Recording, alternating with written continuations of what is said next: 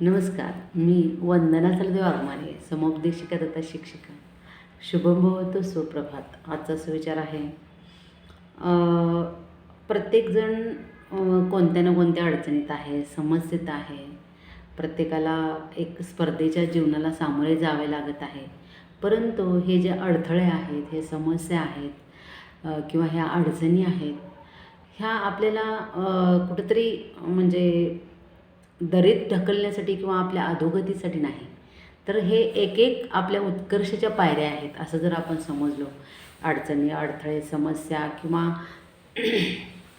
कोणी जे पण आपल्याला जे त्रासदायक आहे असं वाटतं, तर हे आपल्या उत्कर्षातील एक एक टप्पे आहेत किंवा एक एक पायऱ्या आहेत असा जर आपण विचार केला, तर मात्र आपण त्या आपल्या समस्येला, अडचणीला किंवा एकूणच अडथळा जे आहे त्याला आपण शिडी म्हणू शकतो आपल्या यशाची. धन्यवाद. शुभम भवतु स्वयंभव.